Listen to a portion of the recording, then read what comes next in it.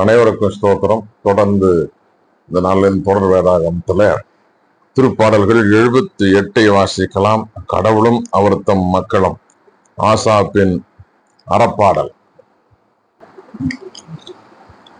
என் மக்களே, என் அறிவுரைக்கு செவிசாயுங்கள், என் வாய்மொழிகளுக்கு செவி கூறுங்கள்.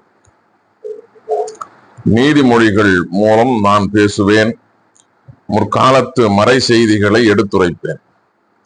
நாங்கள் கேட்டவை, நாங்கள் அறிந்தவை, எம் மூதாதையர் எமக்கு விரித்துரைத்தவை, இவற்றை உரைப்போம். அவர்களின் பிள்ளைகளுக்கு நாங்கள் அவற்றை மறைக்க மாட்டோம். வரவிருக்கும் தலைமுறைக்கு ஆண்டவரின் புகழ்மிகு வலிமை மிகு செயல்களையும் அவர் ஆற்றிய வியத்தகு செயல்களையும் எடுத்துரைப்போம். யாக்கோபுக்கென அவர் நியமங்களை வகுத்தார், இஸ்ரேலுக்கென திருச்சட்டத்தை ஏற்படுத்தினார். இதனையே தம் பிள்ளைகளுக்கும் கற்பிக்குமாறு தம் மூதாதையருக்கு அவர் கட்டளையிட்டார். வரவிருக்கும் தலைமுறையினர் இவற்றை அறிந்திடவும், இனி பிறக்கவிருக்கும் பிள்ளைகள் இவர்கள் தம் புதல்வர்களுக்கு ஆர்வத்துடன் கற்றுக் கொடுக்கவும், அதனால் அவர்கள் கடவுள் மீது நம்பிக்கை வைக்கவும், இறைவனின் செயல்களை மறவாதிருக்கவும், அவர் தம் கட்டளைகளை கடைபிடிக்கவும்,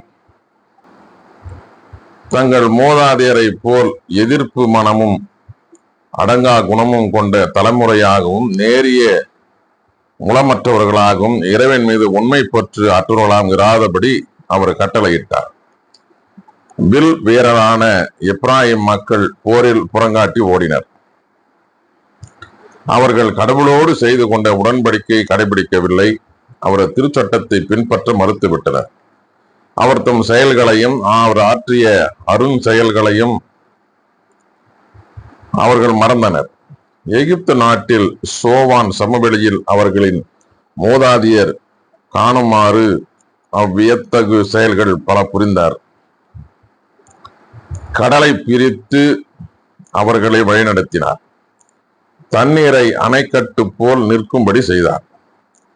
பகலில் மேகத்தினாலும் இரவு முழுவதும் நெருப்பின் ஒளியாலும் அவர்களை வழிநடத்தினார். பாலை நிலத்தில் பாறைகளை பிளந்தார். ஆழத்தினின்று பொங்கி வருவது போன்ற நீரை அவர்கள் நிறைவாக பருக செய்தார். பாறை நின்று நீரோடைகள் வெளிப்பட செய்தார். ஆறுகளென நீரை அவர் பாய்ந்தோட செய்தார். ஆயினும் அவர்கள் அவருக்கு எதிராக தொடர்ந்து பாவம் செய்தனர். வறண்ட நிலத்தில் உன்னதருக்கு எதிராக எழுந்தனர். தம் விருப்பம் போல் உணவு கேட்டு வேண்டுமென்றே இறைவனை சோதித்தனர். அவர்கள் கடவுளுக்கு எதிராக இவ்வாறு பேசினார்கள். பாலை நிலத்தில் விருந்தளிக்க இறைவனால் இயலுமா? உண்மைதான். அவர் பாறையை அதிர தட்டினார். நீர் பாய்ந்து வந்தது. ஆறுகள் கரை போன்று ஓடின. ஆயினும் அப்பளிக்க இயலுமா அவரால்? தம் மக்களுக்கு இறைச்சி தர முடியுமா? எனவே இதை கேட்ட ஆண்டவர் சினங்கொண்டார்.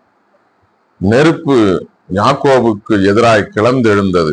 இஸ்ரேல் மீது அவரது சினம் பொங்கி எழுந்தது. ஏனெனில் அவர்கள் கடவுள் மீது பற்றுறுதி கொள்ளவில்லை, அவர் காப்பார் என்று நம்பவில்லை. ஆயினும் மேலேயுள்ள வானங்களுக்கு அவர் கட்டளையிட்டார். விண்ணகத்தின் கதவுகளை திறந்து விட்டார். அவர்கள் உண்பதற்காக மன்னாவை மழையென பொழிய செய்தார். அவர்களுக்கு வானத்து உணவை வழங்கினார். வான தூதரின் உணவை மானிடர் உண்டனர். அவர்களுக்கு வேண்டிய மட்டும் உணவுப் பொருளை அவர் அனுப்புவார். அவர் விண்ணுலகில் நின்று கீழ்காற்றை இறங்கி வர செய்தார். தம் ஆற்றலினால் தென்காற்றை அழைத்து வந்தார். அவர் ஏச்சியை துகள் துகளென அவர்கள் மீது பொழிந்தார்.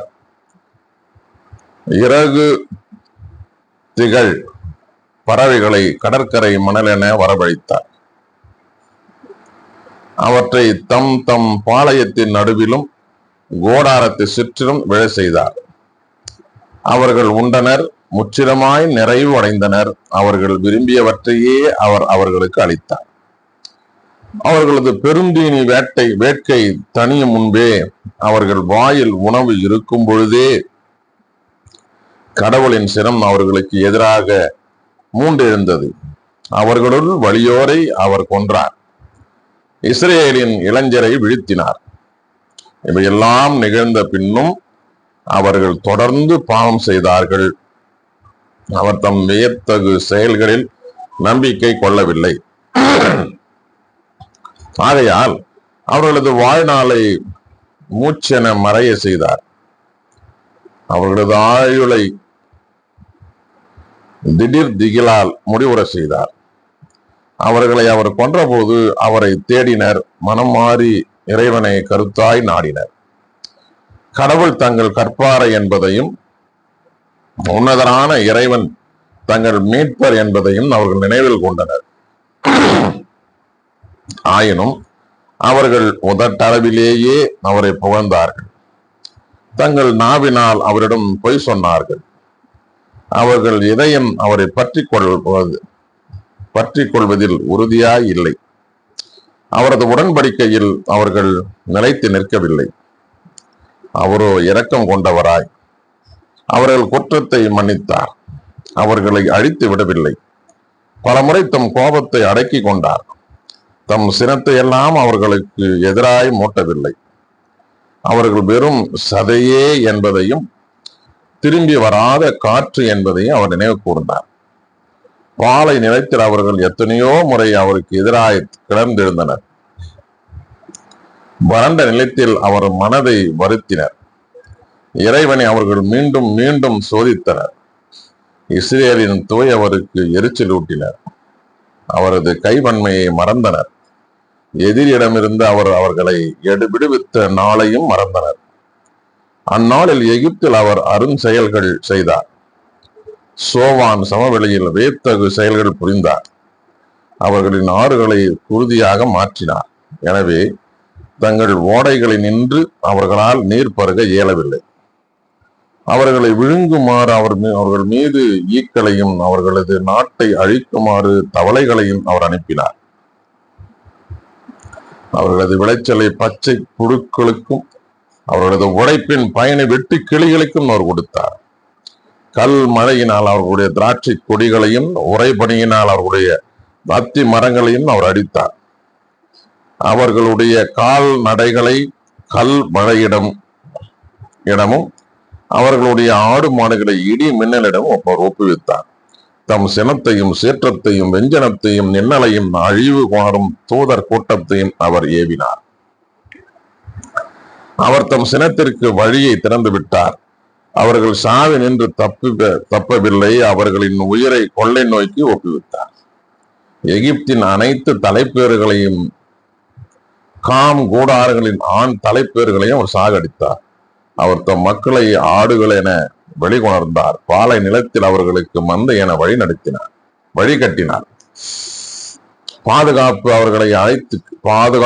அவர்களை அழைத்து சென்றார். அவர்கள் அஞ்சவில்லை. அவருடைய எதிரிகளை கடல் மூடிக்கொண்டது. அவர் தமது திருநாட்டுக்கு தமது வலகரத்தால் வென்ற மலைக்கு அவர்களை அழைத்து சென்றார். அவர்கள் முன்னிலையில் வேற்றினத்தாரை அவர் விரட்டி அடித்தார். அவர்களுக்கு நாட்டை பங்கிட்டு உரிமை சொத்தாக கொடுத்தார். இஸ்ரேல் குளங்களை அவர்கள் ஓடாரங்களில் குடியேற்றினார். ஆயினும் உன்னதரான கடவுளை அவர்கள் சோதித்தனர். அவருக்கு எதிராக கிளர்ந்தெழுந்தனர். அவர் தம் நியமங்களை கடைபிடிக்கவில்லை. தங்கள் மூதாதையர் போல் அவர்கள் வழி தவறினர்.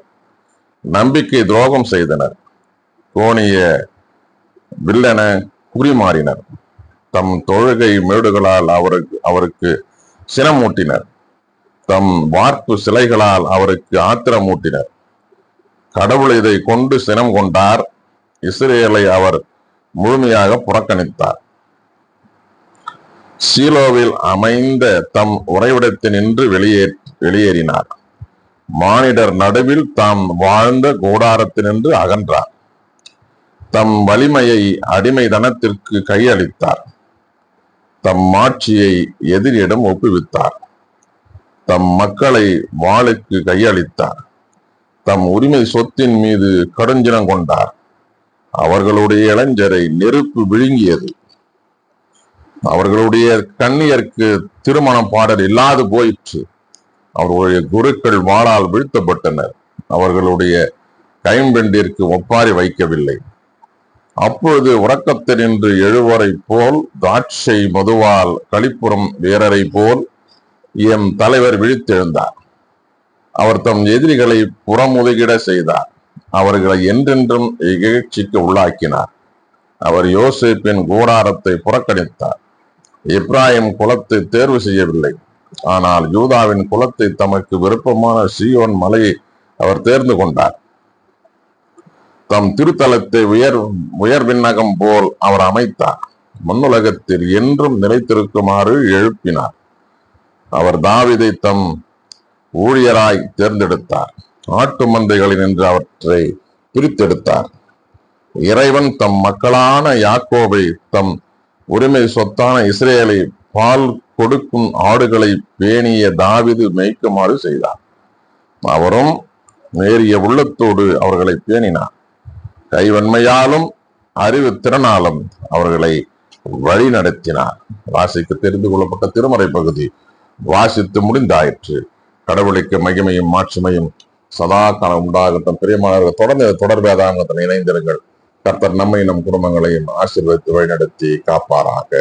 ஆமென்.